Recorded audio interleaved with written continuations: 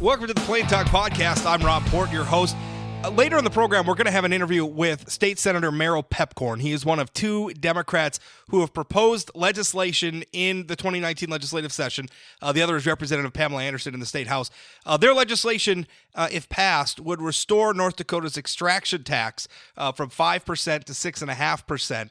It was lowered during the 2015 legislative session. But the thing that the Democrats never, and you'll hear Senator Piepkorn sort of struggle with this a little bit when I question him about it, but the thing a lot of Democrats don't like talking about is they like talking, accusing Republicans of lowering the extraction tax, giving, a quote-unquote big oil a tax break.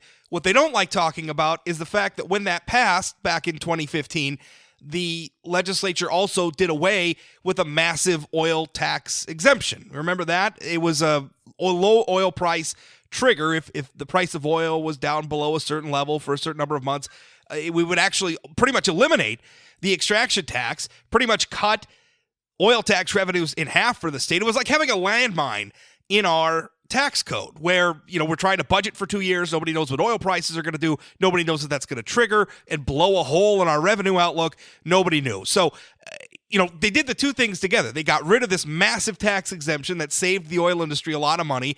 In exchange for doing that, they lowered the extraction tax by 1.5 points. Now, I look at that and I see, well, that's good reform. You think about it at the national level.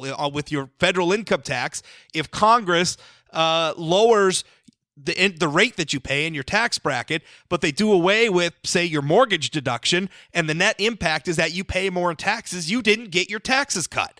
Except that's what Democrats like to claim about the oil industry. Anyway, you'll hear Senator Piepkorn and I talk about that a little bit later in the program. But I wanted to bring something because I got a lot of feedback from my podcast and some of the posts at sayanythingblog.com about initiated measures, right? Because we're having a debate about that right now. There's legislation before the legislature to address initiated measures and maybe make them a little bit harder to do, which I am very much in support of. I do not like initiated measures. And then there's also this debate over Measure 1, which is the quote-unquote ethics measure. We talked about this in a previous program. The ethics measure, which was approved by voters on the 2018 ballot, but now has to be implemented by the legislature. And, we had a Fargo Forum editorial on this last Sunday where the Forum said, essentially that the legislators aren't respecting the will of the people. And I talked about all that, and I talked about, lawmakers and direct democracy and all that fun stuff. What's interesting, though, because I think there's an interesting dynamic at play there, an interesting political dynamic that we don't talk about a lot. Because in politics, we say a lot of the same things over and over and over again. We hold the will of the people sacrosanct and all these things. I don't know that we spend a lot of time drilling down deep and really thinking about what we mean when we say these things. So the reason why the initiated measure process got me thinking about this is because people talk about initiated measures as being a will of the people. My rebuttal to that is that the people who are elected to the legislature also reflect the will of the people, right? I mean, they were elected to their positions. Now, zooming out from that a little bit, legislative bodies typically on a whole have very low approval numbers. I mean, look at Congress, right? The U.S. Congress has approval ratings that are routinely in like the teens, sometimes the single digits, depending on which poll you're looking at. But yet, in any given election, whether it's, elections for North Dakota's legislature or elections for the United States Congress, most of the incumbents win re-election. We keep sending the same people back to Washington or back to Bismarck over and over and over again, and yet simultaneously there's all this sturm und drang about how the politicians are out of touch, right? There's all this anger about how, the politicians aren't listening to us and they don't respect the people. I mean, certainly that's what people are saying about the North Dakota legislature in Measure 1 right now, is that, in fact, that was literally the crux of the Forum's editorial on Sunday, the Fargo Forum's editorial. By the way, full disclosure, I'm employed by Forum Communications Company. But that was their editorial, was that, the legislature is being dismissive of the will of the people. And I look at that, and there's just such a disconnect going on there. Because if the legislators are that out of touch, if they're that awful, I mean, if they're so terrible and they're not listening to anybody and they just suck at their jobs, then why don't we elect new people? Why don't we, if they're terrible, right? I mean, if some of these approval numbers are to be believed, if some of the rhetoric we hear, like on talk radio here in North Dakota, or some of the columnists or whatever, and they're just bashing on the legislature all the time. Oh, it's a bunch of out of touch white men. Oh, a bunch of old crusty white. They're all out of touch. They don't know what they're doing, except yet they keep winning election after election after election. Why is that? Is it just that only old crusty people show up to vote? Well, that's not necessarily true. Certainly nothing stopping younger people from getting out to vote. Historically, younger people don't turn out and vote in as great a numbers as older people. So I don't know, maybe that is something of a factor, but yet they could turn out. I mean, if things were really that bad, I would hope that they would turn out. They don't. The people who show up are the people who decide the elections, and the people who are deciding the elections keep voting for the same people again and again and again. And I think we could even take this disconnect a little bit further, because we spend a lot of time bemoaning rancor in politics, right? We spend a lot of time getting angry about how, the politicians, they won't compromise, they don't get along with one another, and nothing ever gets done. In fact, right now we're still mired in the middle of the longest federal government shutdown our country has ever seen. Why? Because the Republicans and the Democrats and President Trump specifically and congressional Democrats can't see eye to eye on a border wall. Now, we complain about this. We'll say, oh, it's just the politicians. And I don't think it is the politicians. I think it's us. I think generally the elections are an indication that these are the people we really want in Washington. And I think people who are complaining about the legislature or complaining about Congress are probably people who aren't that engaged in the political process to begin with. Or they're just using Congress as a handy scapegoat rhetorically on a given issue. But generally, I think democracy in America is working. I think representative democracy is working exactly as it's designed to work. I think the problem is we Americans want fundamentally contradictory things. We are, in fact, getting exactly the government that we voted for. The problem is what we voted for is unworkable. Now think about this for a minute. On one hand, when the elections are over and everybody's in Washington, our expectation is that they work together, right? And so when the government shuts down or something, you get a lot of people moaning about how, they can't compromise anymore. There's no bipartisanship anymore. But yet if we turn back the clock to the election cycle, what do we have? Well, we have a primary process and a general election process that generally rewards people who say that they're going to have a stiff backbone, right? Oh, I'm going to be tough. I'm going to stick to my guns. I'm not going to fall for that Washington swamp fever, right? I'm not going to go to Washington. I'm going to go there and I'm going to fight for North Dakota. Rarely do you hear politicians say that they're going to compromise. Or if they do, they're usually just paying lip service for it, because what the electorate really wants is somebody who, espouses a platform and sticks to it and doesn't compromise. I think truth be told, what upsets voters the most is when a politician is seen to be abandoning their principles, right? What's a common political term we use for a politician who switches their position? We call him a flip-flopper. So from another context, that might be just somebody who changed their mind, or maybe somebody who's compromising on an issue. Now, as a country, we send people to Washington. We don't want them to compromise. And it's always been thus to a certain degree. But in years past, there wasn't nearly the media scrutiny. And when I say media scrutiny, I'm not just talking about the advent of the 24/7 news cycle, right, which has been around with us for decades now. Not just the advent of cable news. That's certainly a factor, though. But I'm talking about social media, right? For crying out loud, politicians live stream their dental appointments these days. We know everything about these people. They live in a fishbowl more so today than any other time in American history. And so because of that, they don't really have the room, and I know this is going to sound like anathema to many of you, but they don't have the smoky back room anymore. They don't have the ability to go off and just, I'll give a little and you give it a little and we'll compromise, right? Because that's what compromise means. It doesn't just mean that everybody gets a little bit of what they want. It also means that everybody gets a little bit of what they don't want. And we don't have room for that as a country anymore. In fact, the voters don't seem to want it anymore. The voters don't want it when we send people to Washington, D.C., and the voters don't want it when we send people to Bismarck, which is why we have this disconnect where everybody's saying, well, I love my representative, or I love my senator, my state representative. I like those people. It's just, the legislature as a whole, though, we don't like it. Why don't we like it as a whole? Because it's dysfunctional. More so Washington than Bismarck. I think North Dakota's legislature works pretty well. But for the most part, voters, we're going to elect the people because the guy from our district, the gal from our district, they're good people, right? And they're fighting for us. It's all the rest of them that stink. Ladies and gentlemen, the politicians, if I could submit this for a moment, and again, people who are populists, people who love the initiated measure process, people who love, direct democracy and pound their chests about the wisdom of the masses and everything else are going to hate this. But really, the problem with politics in America is us. The problem with politics in America is we want a lot and we want to give a little.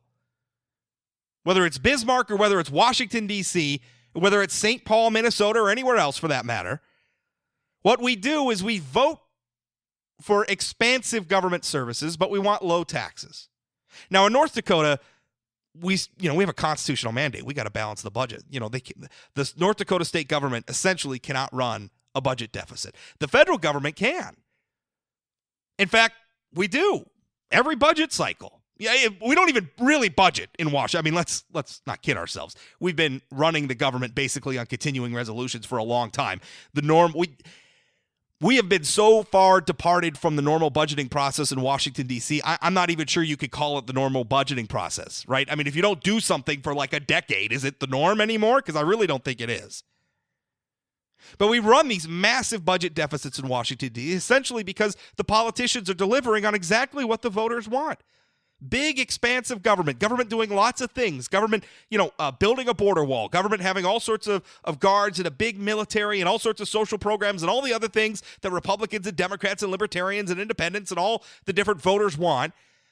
The federal government's delivering on it, and the way they're doing it is they're spending more than they take in. Because the message nobody wants to give voters, and certainly the message voters don't want to hear, is that we can't afford these things.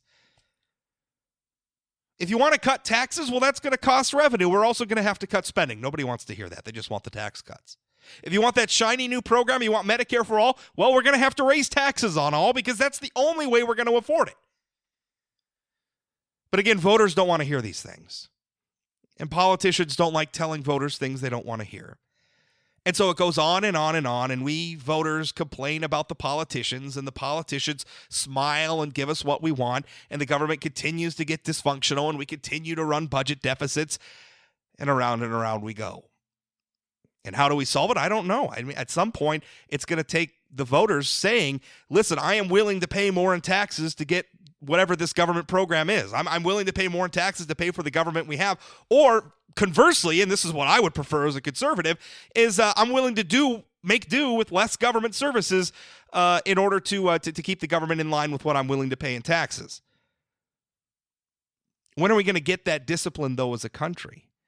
And when are we going to get that discipline as a country when so many of us, frankly, like when you look at the federal tax code, don't pay that much taxes to begin with, at least in terms of income taxes? But this is the problem. And so when I hear, the next time you hear somebody ranting about the politicians in Bismarck or ranting about the politicians in Washington, D.C., think about this. Is it the politicians really that are the problem? Or I guess more accurately, of course, they're the problem. I mean, they're delivering. They're ultimately the ones who are pushing the buttons. They're making the votes. They're pulling the levers. Of course, they're part of the problem. But is a bigger part of the problem maybe us and what we're asking of the politicians? Food for thought. My interview with State Senator Merrill Piepkorn coming up next.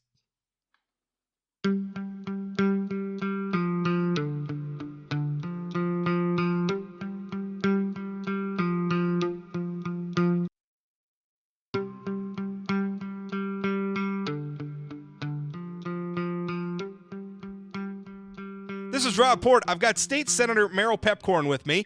Senator Piepkorn is a Democrat. He is from Fargo, and he is proposing legislation along with Representative Pamela Anderson. As I understand it, there's two different bills, but it would address essentially the same issue. And the issue is North Dakota's oil extraction tax. And there's some backstory here.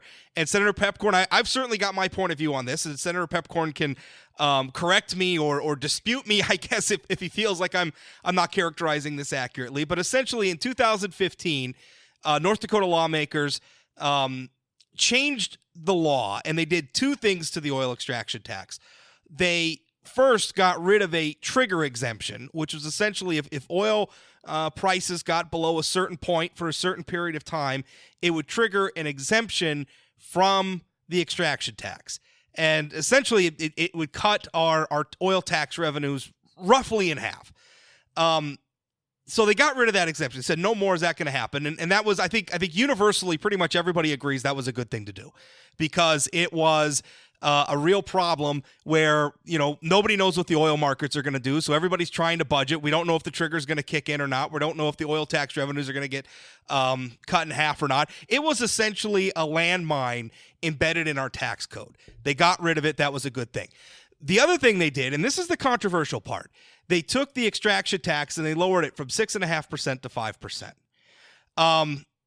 Since then, it's been an issue. It was an issue in the 2015 session, although that's the session it passed in. It was an issue in the 2016 campaign.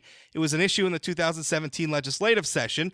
It was an issue last year where Democrats, including Senator Piepkorn, considered an initiated measure to restore the oil extraction tax back to 6.5%. That didn't really go anywhere. And now we're here in the 2019 session, and the issue is before. Now, Senator Piepkorn, did I get any of that wrong? Well, thanks for educating me, because I didn't know any of that stuff, Rob. Oh, well, that's not true. Not quite true. I'm going to back up to the beginning of the conversation when you identified me as a Democrat from Fargo. I'm a member of the Democratic Nonpartisan League Party. Okay. A lot of people forget about that NPL. And, it's that Nonpartisan League Party that really attracted me to politics. The independence, the free spirit, and the determination of those people who, back in the 1915s, the 19-teens, teamed together to save I like to saying it like this, save the family farm from the Minneapolis bankers, the grain mill, elevators, and the railroad. So I'm especially proud of that NPL heritage, although I appreciate the joining of the Democratic Nonpartisan League. So, yes, now getting us up to speed on the current issue of the oil extraction tax. Yes, you identified, I think, everything properly. A little bit more history. There are two taxes on oil in North Dakota, and taxes on oil and energy and gas and things, they're all different from state to state. So one thing, it's hard to compare between states. But in North Dakota, there are two taxes on oil. There's the production tax, which in the early 1950s was established and started a little lower, but it settled in at 5% and has remained that way since 1953 or so. And the production tax is basically a substitute for a property tax. So that's been steady since the 50s. In 1980, by way of initiated measure, the 6.5%, call it a companion tax, the extraction tax, was implemented. Now that, of course, the initiated measure process, that's by a vote of the people. That was established then in 1980, and it seemed to serve our state well until 2015, 25 years later, when the legislature, as you mentioned, lowered that tax to 5%.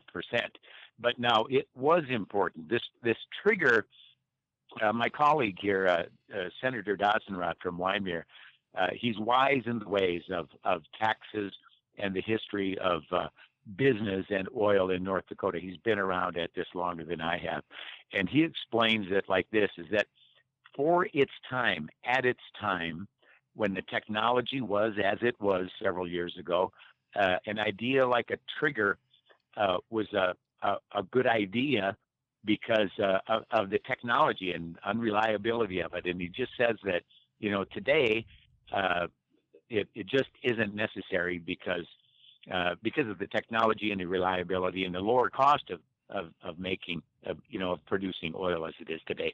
But at any rate, that kind of gets into the weeds a little bit completely, which I don't understand completely myself, actually. Yeah. But at any rate, had that trigger not been eliminated in 2015, when simultaneously the rate was lowered to 5%, it basically would have gotten rid of that extraction tax almost completely, or maybe down to 1%. Well, I actually have numbers from the insurance commissioner's office, and they calculate what it would have been. Now, obviously, they're including in the fact that the extraction tax went down to 5%, but basically $1 billion is from January 2016 through November is the latest numbers that I have available, is basically just over $1 billion. So that's, it. And well, when you talk politics and things like this, there's always the word spin comes up. So the way, and that did, by eliminate that trigger, save the state millions and millions and maybe $1 billion. But what the same people don't say, and I know this was even used in one of the campaign ads for a Republican candidate for statewide office, is that why save the state $1 billion? But what isn't said is that extraction tax did not need to be lowered to 5%. It could have remained at 6.5%, and the trigger still could have been eliminated. And that would have been, let me give you a little, oil prices were lower in 2015. But for the 2015-2017 biennium, it would have been, if they left it at 6.5%, it would have made a difference of $274 million for that, and which is a fourth of $1 billion, but it would have made a difference. And then the price of oil gradually started creeping up there. And the latest figures I have, I don't have it all the way through the 2017-19 biennium, but at approximately $24.5 million a month, it would have saved us even more. So, yes, indeed, had they not eliminated the trigger, it would have been a disaster. But the important part, from my point of view, as we restore this tax to 6.5%, is that wouldn't have needed to be done. Here's as an observer of this process, here's where I have a little bit of a problem with your argument, because you're right. In 2015, that's fine. You're good at this. Sure, you're good at. I will give you much credit for being a good debater and such, and don't scour me too bad. Don't bore me too badly here, for it. I'm a nice guy. I think I got a reputation as an ogre among your caucus, but I'm a nice guy, genuinely. I just, I will make my arguments. Because here's the problem. Is in 2015 we did two things.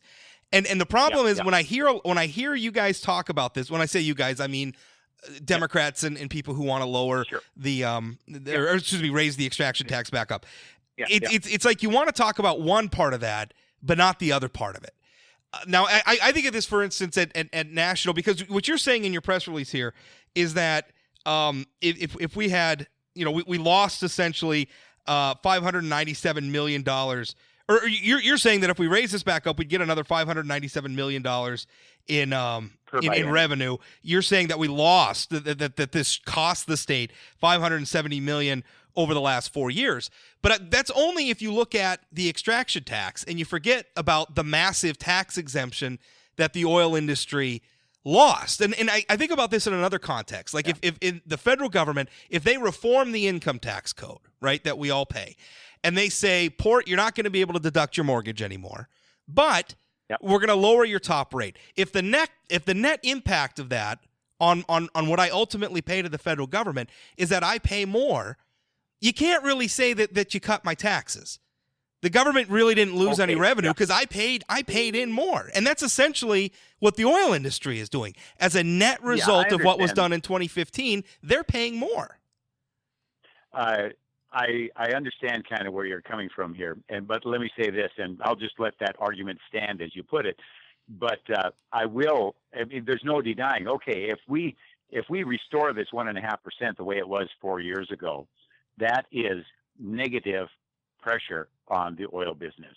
Now, everything is relative. So I'm not going to sit here and say that, well, that makes the oil companies more money just because you raise that extraction tax 1.5%. No, it's negative pressure. However, a couple of things about that. This oil boom started with that 6.5%. Sure.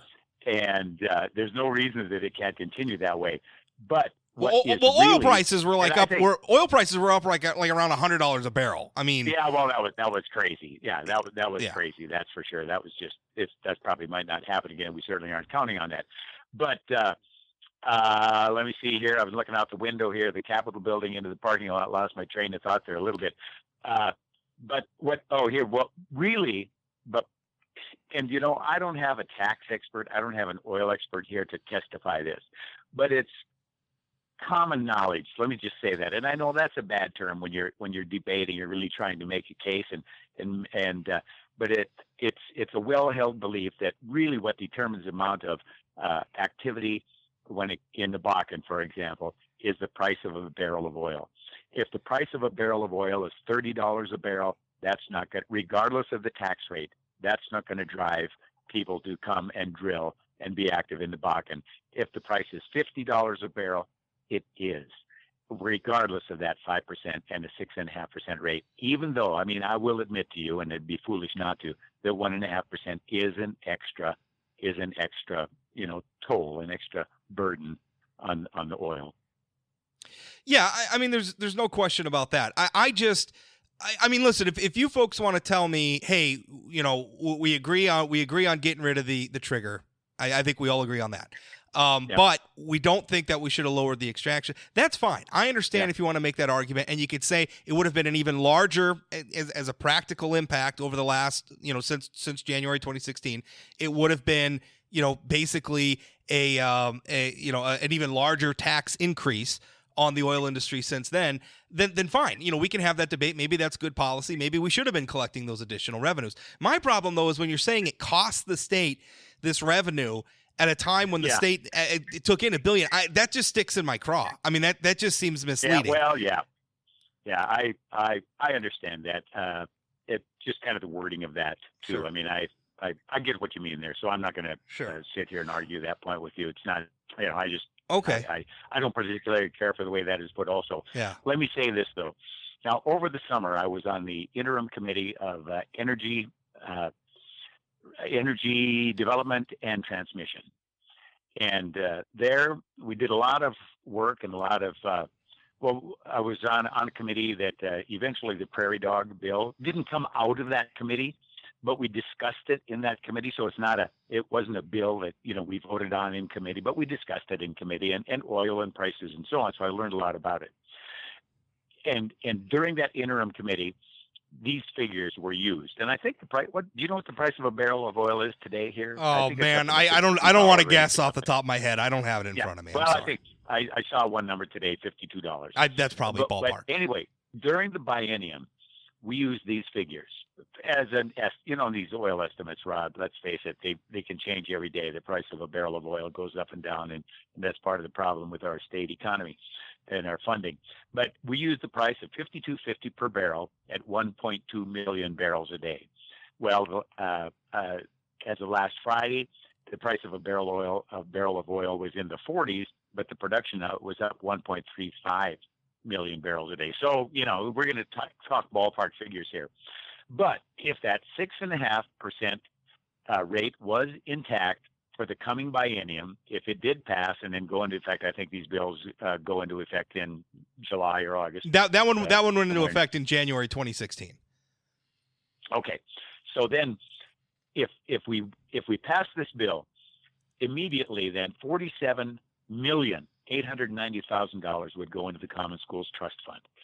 Same thing, same price. 10% of those funds go instantly into the Foundation Aid Stabilization Fund.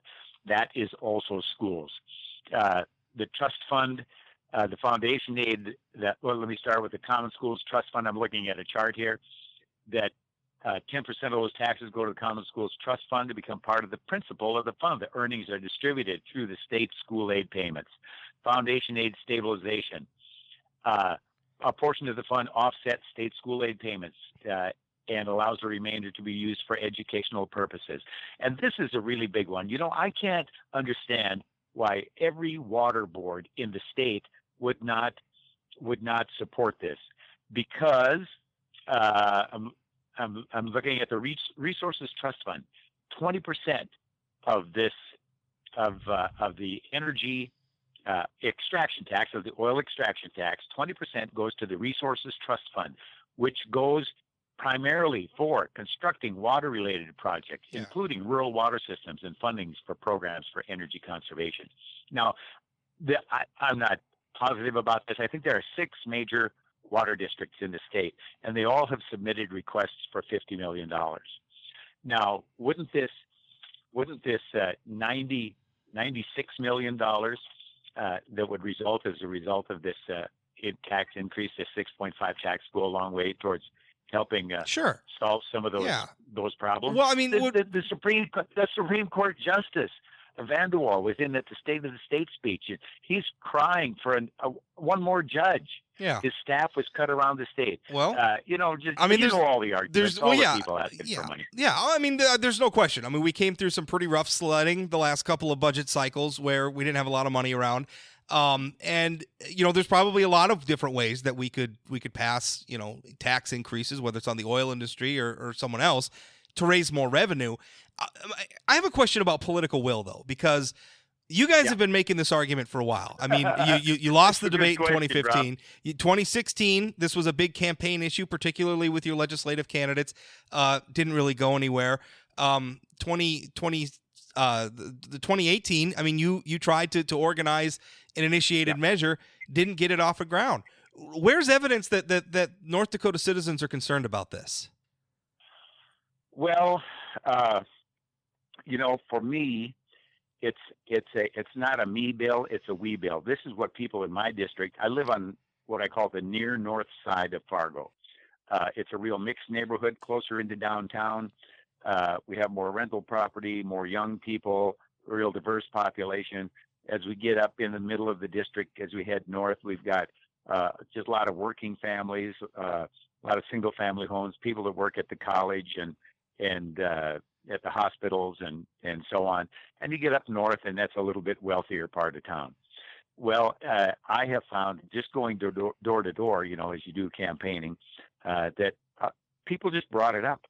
We'd talk about taxes. And at the time, North Dakota had been offering some property tax relief buy down. And when this oil money didn't come in, boom, that disappeared. Now, the property tax buy down disappeared, but the picked up some of the state picked up some of the social service costs, and how that's working still has to be kind of determined. I don't think a full analysis. Well, and people were asking about it, Rob, and that's what got my interest. And as far as that initiated measure goes, again, that was something that the people, just regular people, most of the people in the state, Rob, are not closely affiliated with political parties. They may traditionally vote Republican, or many more Republican than vote Democrat in this state, but they're not that deeply involved in the party politics of their particular district. And I think so that would qualify a lot of people as independents. And I think many, I don't want to just sound too wild and say most, but many of those people are open to that fact of that, the restoration of that oil tax. That would be a but you good went idea. At the time, because I called around at the time, because I was tracking your efforts with former lawmaker Edgar Chala. I contacted the folks at North Dakota United. I contacted the folks at North Dakota Farmers Union. I mean, that's a group that represents the state's public workers and teachers. The other group obviously represents the agriculture industry. Neither of them wanted to back the measure. So again, I mean, I understand in your legislative district in Fargo, which is pretty far removed from the direct impacts of the oil industry out here in western North Dakota. I understand maybe it's a popular issue there, but where statewide? I mean, I'm just looking for, as often as your political party has brought this up, I'm just looking for where is the hue and cry? I mean, where's the evidence that people want this? Well, that's a good question, and we have to demonstrate that. I'll just tell you, Rob. Okay. Because that's what groups like Farmers Union with North Dakota United. That's what they want to know too. Now, there is some evidence out there by way of polling that there is a slight majority of people who are aware of and in favor of this, but it's really just not strong enough to generate support from some of these bigger institutions. And so now our job as proponents of this is to, I don't know if we're going to be able to demonstrate that in the next week. If this bill would pass in the Senate, that would be something of Yeah. a miracle, perhaps. But we're just trying as hard as we can. Yeah. We're approaching this as we'd like to pass this bill, and Well, let me ask you that we question just have to too. work. We just 1 second. We just have Oh, to sure. work harder to find out. Yes, indeed, it is the public that's concerned about it, and if nobody gives a hoot, that's another story. I think they do. Okay. Let's Okay. and my last question was that there's two, because Yep. you have Senate Bill 2336. That's your legislation in the state Senate. And then Representative Anderson has House Bill Yes. 1449. Yes. Are these both And the that's same really bill? heard, yeah. Well, not quite. Not quite. Okay. Her bill is going to be heard tomorrow morning. Does your podcast air when? My podcast, this people will be listening to this on the 23rd, morning of the 23rd.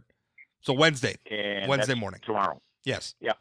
Wednesday tomorrow. Wednesday morning. Well, her hearing is at 11 o'clock. Okay. Yeah, and her House bill. I don't have the number here in front of me. It's It House is Bill 1449. House Bill 1449 will be heard at 11 o'clock tomorrow morning. It is slightly different in that some of the designations of the extraction tax are in the Constitution. The tribal share, the legacy fund, common schools, foundation aid, resources. Now there are several $1 million that are channeled into various funds. Like oil and gas impact, political subs, energy conservation, renewable energy fund, the general fund. What Pan's bill is going to do is direct more of these funds into the general fund and not into some of those constitutionally, or some of the buckets, as we will call them. Rather, she'll put them in the general fund rather than in some of the buckets that are not constitutionally mandated. So that's kind of the difference. Well, it's going to be an interesting debate, as always, and looking forward to see how it plays out. And if I don't know if it gets some traction, maybe we'll have you back on and do an updated version of this debate. But certainly appreciate your time, Senator. Well, thanks, Robin. I will not find out when the Senate bill hearing will be until Thursday. Certainly. That's when they decide the bills that are in, when they're going to be heard. It could be Monday, Tuesday, or Wednesday of next week. And, well, at least we've got the attention of the oil companies. They're working pretty hard already. I'm sure they've got, they got a lot of resources, Rob. They do. And when I'm serving as the voice of the people, whether it be the majority of the people or not, I'd love to say I'm the voice for 75% of the people. Can't say that, but whatever percentage it is, there are very few of us speaking for those people, and of course they're very well organized, have a lot of money, and going to have access to a lot of stats, and they're going to cry that this is going to put an end to the oil business. The jobs are all going to leave. I don't think they're going to claim that. Move detectors. So I don't think they're going to claim that. They might say you already raised our taxes by $1 billion since 2016. Maybe we don't need to raise them further. They might say that, Rob. Yeah. See, I appreciate your calling to find out more about it. We'll all know more lately, and if we have something to talk about between now and when the bill comes up next week, we can do that too. Well, loop me in. Keep me in the loop. I'll be following this closely. Senator, thank you. I'll call you when we get all the big statewide organizations to buy in. Okay. Okay. All right. Sounds good. All right. Thanks a lot. Bye.